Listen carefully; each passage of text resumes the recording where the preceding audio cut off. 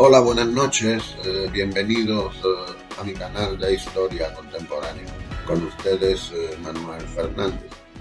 En el programa de hoy quiero hablarles de dos hechos que se desarrollaron más o menos de forma contemporánea.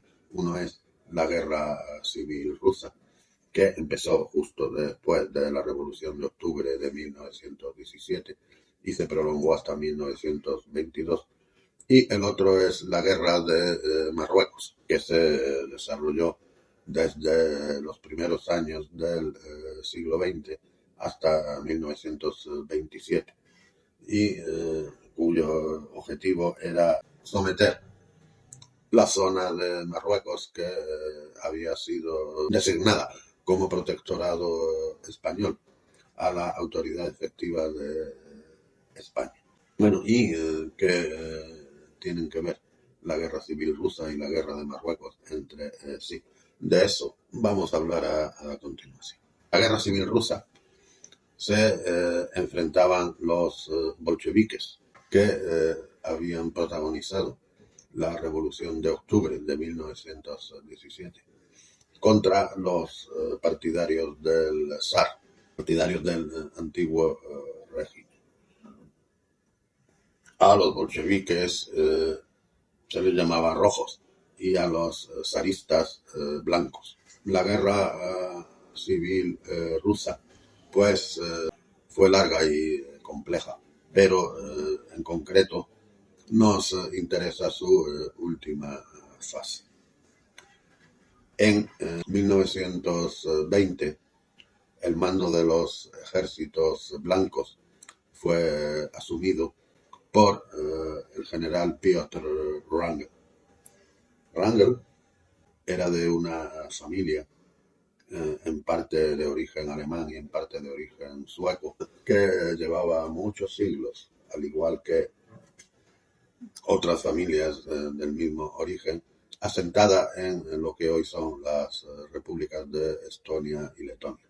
Los alemanes formaban la élite social en estos territorios y estas repúblicas formaban parte del imperio ruso hasta la caída del zar y la Revolución de Octubre, y la aristocracia alemana de estos territorios en general era fiel, leal al zar y partidaria de su restauración.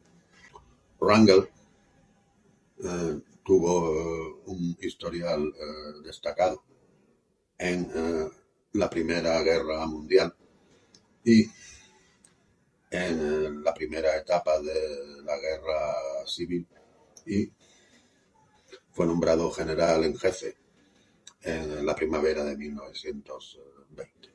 Las fuerzas de que disponía estaban en su mayoría en Ucrania y en Crimea.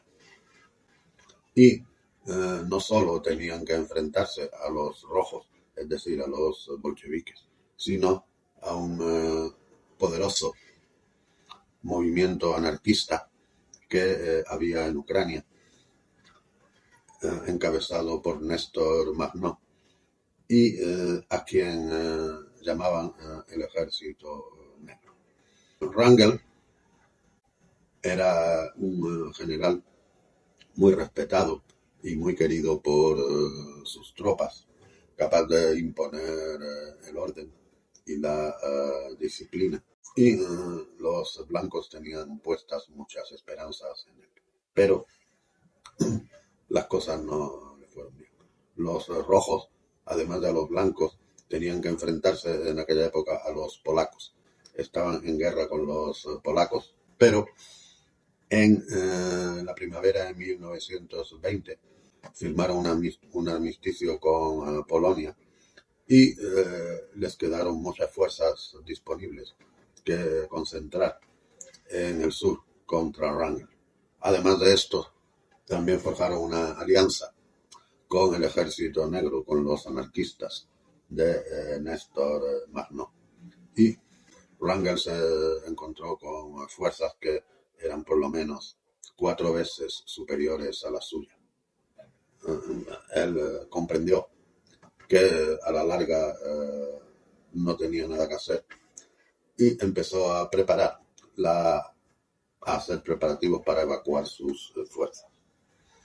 En noviembre de 1920, los rojos y sus aliados negros iniciaron la ofensiva contra Crimea, último refugio de los blancos. Wrangel había fortificado el istmo de Perekop, que une Crimea con Ucrania. Pero los bolcheviques, valiéndose de su superioridad numérica, lograron forzar el istmo de Perekop, ganar la batalla. Wrangel, pues, desde los puertos de Crimea, desde Yalta, desde Sebastopol, puso en marcha la evacuación que ya tenía planeada. Como los vencedores de la Primera Guerra Mundial, los ingleses y los franceses, ocupaban Constantinopla, esta fue la primera etapa del ejército del general Wrangel, que se instaló en esta ciudad en un primer momento. Y después, con ayuda de los franceses, fue evacuado hasta Bona, en Túnez. Finalmente, terminó asentándose en lo que entonces se llamaba el reino de los serbios, croatas y eslovenos, en otras palabras, de Yugoslavia. Y su cuartel general se fijó en una ciudad de Serbia, donde ahora podemos visitar un monumento dedicado a la memoria de Wrangel y de sus soldados blancos. Wrangel era un hombre de unos 2 metros de altura, extremadamente delgado. Mantenía una apariencia quijotesca. Era alguien que se preocupaba por la suerte de los que habían sido sus soldados. Tenía sentimientos paternales hacia ellos. Entonces, en Serbia, la mayor parte de los blancos exiliados, que eran muchos miles, vivía de forma precaria. Muy pocos consiguieron empleo. Y Wrangel tuvo una idea. En aquel momento, en España, el general Primo de Rivera, en 1923, había tomado el poder mediante un golpe de Estado y había implantado un directorio militar. Y su programa de gobierno, según anunció públicamente, pues consistía de 2 puntos principales: restaurar el orden público y terminar con la guerra de Marruecos, donde los españoles en 1921 habían sufrido un fuerte descalabro frente al caudillo rifeño Abdelkrim. Como primera medida, ordenó replegar sus fuerzas de diversas posiciones en la parte occidental del protectorado y en especial de la ciudad de Sauma. Esta medida pues fue bastante impopular con el ejército. Entre diversas personalidades que se opusieron a la medida, pues destaca el que sería el siguiente dictador de España, Francisco Franco. Pero terminar la conquista de Marruecos usando tropas españolas, pues presentaba un inconveniente, que después de anual la pérdida de vidas españolas en Marruecos, pues era muy impopular con la opinión pública. Y había voces que planteaban servirse de tropas extranjeras, en otras palabras, contratar mercenarios para terminar el trabajo. En ese contexto, pues Wrangel fue donde vio su oportunidad y contactó a la embajada española en París y ofreció a sus hombres para someter a las cabilas rebeldes, las que no habían sido aún conquistadas por España. Y el modo en que podía hacerse esto presentó diversas alternativas. Una era que sus hombres recibieran tierras en el límite entre la zona ocupada por España y las cabilas insumisas, y que a cambio de recibir tierras se comprometiesen a defender esta línea fronteriza. Vaya, esta idea no tenía nada original, era lo que los cosacos habían hecho durante siglos en el Imperio ruso, defender la frontera sur contra los tártaros o los otomanos a cambio de tierras y de una exención de impuestos, o mejor dicho, de que los impuestos se abonasen en forma de servicio militar. Otra idea que sugería Rangel era crear una división de caballería con 2 regimientos, batallones de infantería, artillería, de más o menos 8.000 hombres, y que esta división, de forma corporativa, se alistase en la legión extranjera española por un periodo limitado al tiempo que durase la pacificación del protectorado. Esta propuesta fue trasladada al general Gómez Jordana, que era uno de los miembros del directorio militar y que era responsable de Marruecos y las colonias, la Guinea Española, el Sáhara. Fue objeto de debate, de consideración. En general, pues no fue recibida de forma favorable. Hay que tener en cuenta el pánico a la revolución que la llegada al poder de los bolcheviques en Rusia había suscitado en toda Europa.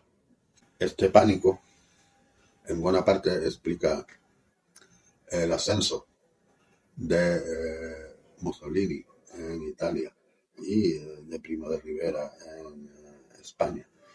Sin duda, las autoridades españolas eran conscientes que todos los grupos, organizaciones de rusos blancos en el exilio estaban infiltrados por los bolcheviques y temían que si una gran cantidad de rusos se instalaba en Marruecos, pues entre ellos habría una buena cantidad de agentes bolcheviques. En concreto, al almirante Magas, que también era miembro del directorio militar, le preocupaba que el embarque de los soldados de Rangel desde puertos españoles fuese aprovechado por estos presuntos infiltrados bolcheviques para crear disturbios y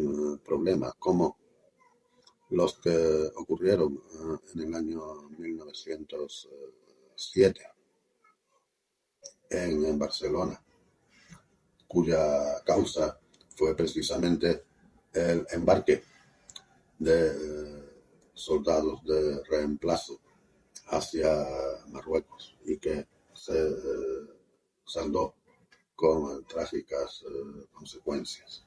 Frente a este temor al comunismo, al bolchevismo, había otras razones de distinto orden.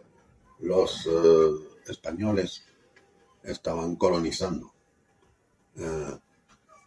la parte oriental del protectorado, la parte más cercana a Melilla, que los españoles controlaban efectivamente, con españoles procedentes sobre todo de Almería.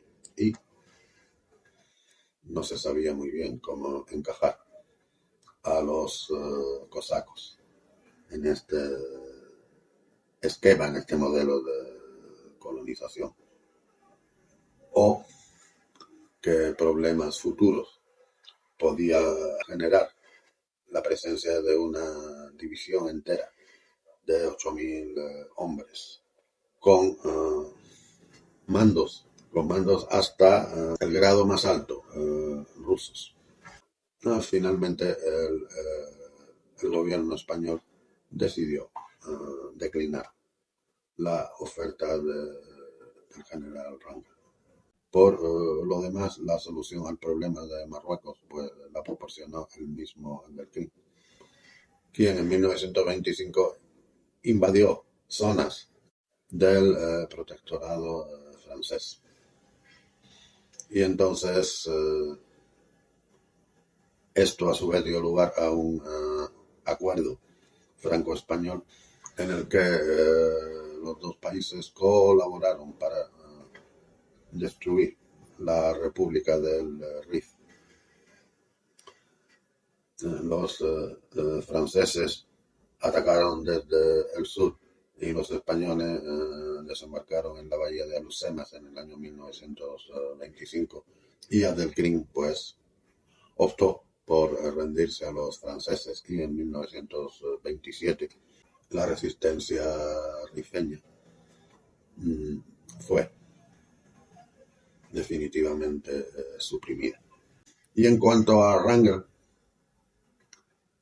murió en Bruselas en 1928 y según sostuvo su familia, el culpable fue el hermano de su mayordomo, que era un agente bolchevique y que lo envenenó.